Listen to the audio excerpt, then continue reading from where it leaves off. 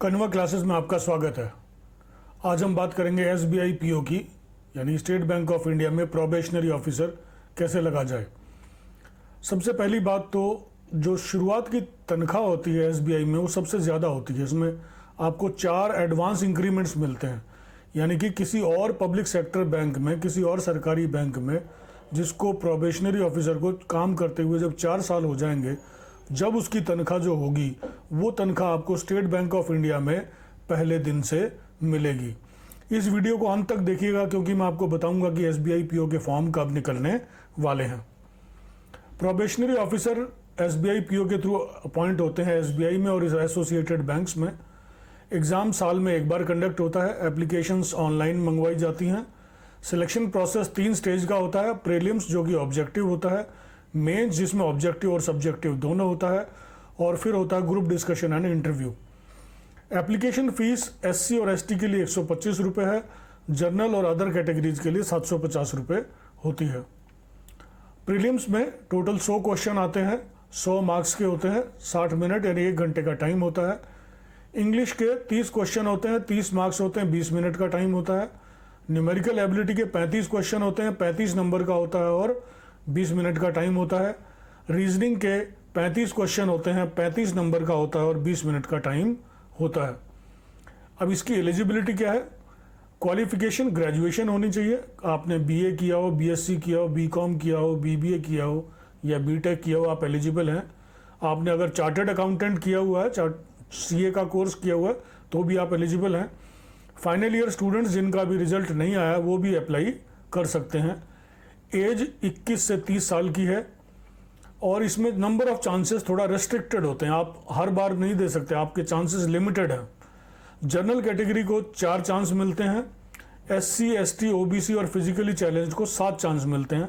लेकिन इसमें खास बात यह है कि प्रीलिम्स के चांस काउंट नहीं होते। अगर आपने मेंस 4 बार दिया हो तो आपके चांसेस ओवर हो गए होंगे, नहीं तो अगर आपने 4 से कम बार दिया है तो आप 4 बार तक इसको दे सकते हैं। सिलेबस क्या है? प्रीलिम्स में इंग्लिश का सिलेबस है reading comprehension, spotting errors, paragraph completion, sentence improvement, fill in the blanks, multiple meaning, cloze test जिसमें आपको वर्ड्स भरने होते हैं। एक पैसेज दिया होता है जिसमें बीच बीच में वर्ड्स गायब होते हैं, वो वर्ड्स आपको सोच करके भरने होते हैं वहाँ पर। पैराजम्बल्स, इसमें पैराग्राफ में सेंटेंसेस जो हैं वो सही सीक्वेंस में अरेंज करने होते हैं। न्यूमेरिकल एबिलिटी का syllabus number system, profit and loss, simplification, simple and compound interest, quadratic equation, work and time, data interpretation, time and distance, mensuration जिसमें कि सिलेंडर, कोन और sphere, ratio proportion, permutation, combination and probability. ऐसे ही reasoning ability का जो syllabus है वो है puzzle and arrangement, inequality, syllogism, coding, decoding, blood relations, direction sense, order and ranking, alpha numerical series, data sufficiency, seating arrangement, tabulation. अब बात करते हैं मेंस की।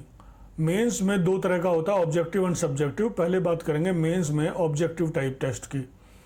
इसमें टोटल 155 क्वेश्चंस होते हैं, 200 नंबर के होते हैं और 3 घंटे का टाइम होता है। इसमें रीजनिंग एंड कंप्यूटर एप्टीट्यूड के 45 क्वेश्चन होते हैं, 60 नंबर का होता है और 1 घंटे का टाइम होता है उसके लिए। Data analysis and interpretation 35 question होते हैं, 60 नंबर का होता है और 45 मिनट टाइम अलॉट होता है। जनरल इकोनॉमी, बैंकिंग अवेयरनेस, इसके 40 क्वेश्चन होते हैं, 40 नंबर का होता है और 35 मिनट होते हैं टाइम। इंग्लिश लैंग्वेज 35 क्वेश्चन होते हैं, 40 नंबर के होते हैं और 40 मिनट में आपको अटेम्प्ट करने होते हैं। अब बात करते हैं सिलेबस मेंस का, objective type. Data interpretation and analysis, इसमें tabular graph, line graph, pie chart, bar graph, radar graph, missing case data interpretation, data sufficiency, probability, permutation and combination, ये सब इसका सिलेबस रहता है डेटा इंटरप्रिटेशन एंड एनालिसिस का। अब reasoning का syllabus क्या होता है? Verbal reasoning, syllogism, circular and linear seating arrangement, double lineup, blood relations, directions and distances, ordering and ranking, coding and decoding, critical reasoning, analytical decision making, ये सब syllabus होता है रीजनिंग का। अब बात करते हैं इंग्लिश लैंग्वेज की। Reading comprehension, grammar, vocabulary, verbal ability, word association, sentence improvement, parajumbles, cloze test, error spotting, fill in the blanks. अब बात करते हैं जर्नल, इकोनॉमी और बैंकिंग अवेयरनेस का सिलेबस क्या होता है। Financial awareness, current affairs, general knowledge, static awareness, banking and financial awareness. अब बात करते हैं कंप्यूटर एप्टीट्यूड का सिलेबस क्या होता है। Internet, memory, keyboard shortcuts, computer abbreviations, Microsoft Office, computer hardware, computer software, computer fundamentals and terminologies, networking, operating system, basics of logic gates. अब बात करते हैं मेन, जो कि डिस्क्रिप्टिव टाइप पेपर होता है। ये इंग्लिश लैंग्वेज का टेस्ट होता है। इसमें 2 क्वेश्चन पूछे जाते हैं, 50 नंबर के होते हैं। 30 मिनट, आधे घंटे में आपको जवाब देने होते हैं। इसमें लेटर या एसे राइटिंग आता है। अगर आपको और इन्फॉर्मेशन चाहिए तो sbi.co.in/careers पे आप जा सकते हैं। अमूमन तौर पर SBI PO के फॉर्म अप्रैल महीने में निकलते हैं, लेकिन अब की बार लॉकडाउन की वजह से ये फॉर्म अभी तक नहीं निकले हैं और एक्सपेक्टेड है कि जुलाई एंड तक या अगस्त में ये फॉर्म निकल जाएंगे।